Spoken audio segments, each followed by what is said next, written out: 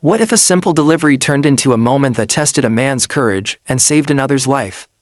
Stay with this story till the end, because what this delivery man did next will restore your faith in humanity.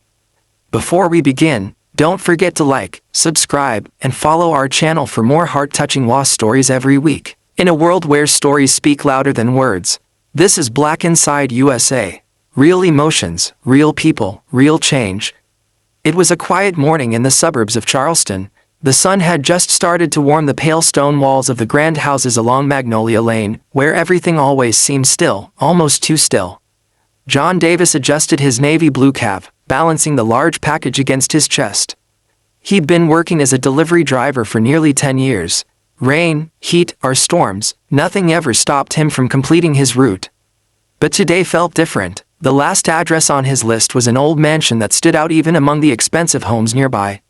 White columns, carved wooden doors, and sprawling gardens. The name on the package, Mr.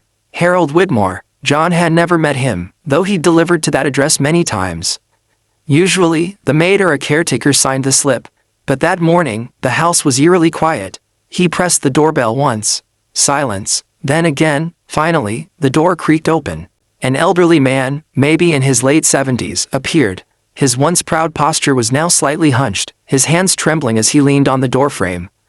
But what caught John's attention wasn't his frailty, it was the dark red stain on his white trousers.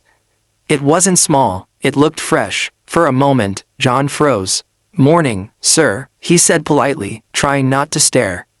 "Package for Mr. Whitmore." The old man blinked slowly, as if he were trying to focus. His lips parted. "Just leave it there, son. I'll take it inside." John hesitated. Something about his voice was off, weak, shaky, almost breathless. "Are you sure you're okay, sir?"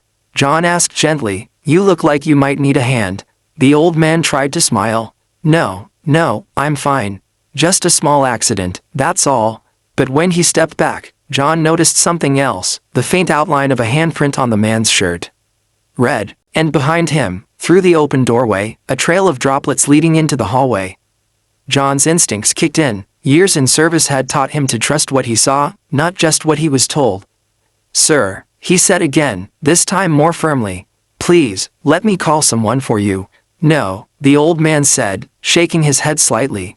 "It's nothing serious." Then his knees buckled. John lunged forward, dropping the package and catching him just before he hit the floor. "Sir, hey, stay with me." The old man's breathing was shallow, his pulse weak. John quickly looked around and saw the living room, a beautiful but chaotic space. A glass had shattered on the floor, a spilled cup of tea, and on the marble, a small but clear trail of what looked like blood leading from the kitchen. That's when John knew, this wasn't just a fall. He grabbed his phone and dialed 911. 911, what's your emergency? This is John Davis, I'm a delivery worker. I'm at 45 Magnolia Lane, an elderly man just collapsed. He's bleeding, please, send help fast. Understood, stay on the line, sir. Help is on the way. Can you tell me if he's conscious? John placed the phone on speaker and pressed 2 fingers to Mr. Whitmore's wrist, weak, but still there. Yes, barely. He's breathing, but fading fast. Good, keep him talking if you can. John leaned close. Mr. Whitmore, can you hear me? The man's lips moved faintly.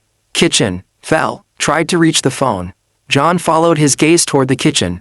There, near the counter, he saw another phone, off the hook. A pool of red surrounded it. The old man must have been trying to call for help. John grabbed a clean dish towel from the counter and gently pressed it against the wound on the man's thigh. Hang in there, sir. The ambulance is coming. Minutes felt like hours. John kept talking, about the weather, his route, his family, anything to keep the man conscious.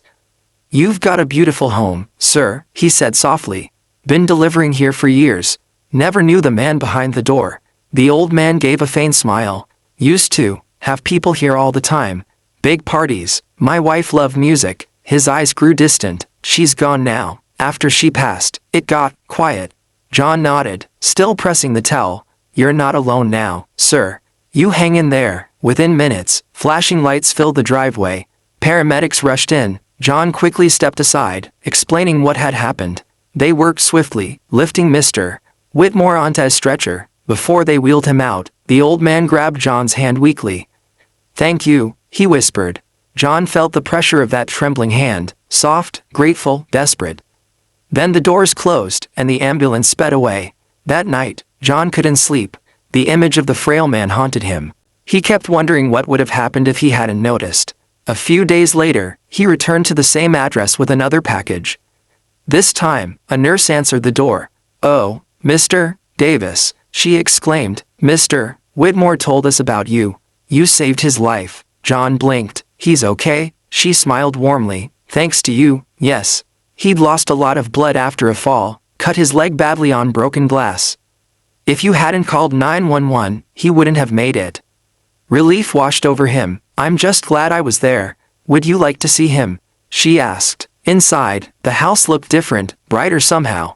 Mr. Whitmore sat in a wheelchair by the window, sunlight warming his face.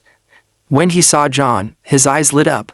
The man who wouldn't take no for an answer, he chuckled weakly. John smiled. "Glad to see you looking better, sir." The old man nodded. "You saved more than my life, son. You reminded me there are still good people left."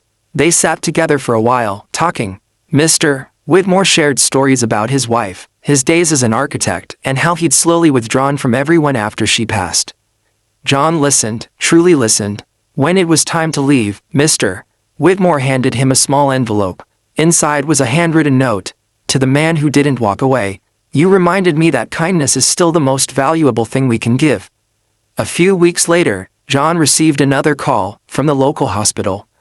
Mr. Whitmore had fully recovered and wanted to set up a small scholarship fund in John's name for community service workers' children. John was stunned. "Sir, I can't accept that." But the old man insisted. "It's not a gift, it's gratitude. The world needs more people who care without being asked." Months passed. Every Saturday, John visited Mr. Whitmore. They'd sit in the garden, drink tea, and talk about everything from baseball to life lessons. And sometimes, they just sat in silence, two men from different worlds, connected by one moment of humanity. John never told many people what happened that day. To him, it wasn't about heroism. It was about doing what was right. But for Mr. Whitmore, it was more than that. It was the day someone knocked on his door, not to deliver a package but to deliver hope. If you've ever doubted that small acts of kindness can change a life, remember John and Mr. Whitmore. Sometimes, being in the right place at the right time isn't luck. It's purpose. Subscribe to our channel for more real-life inspired while emotional stories that warm your heart and remind you of the good still left in this world. Thanks for watching Black Inside USA. Don't forget to like, share, and subscribe, because every story deserves to be heard.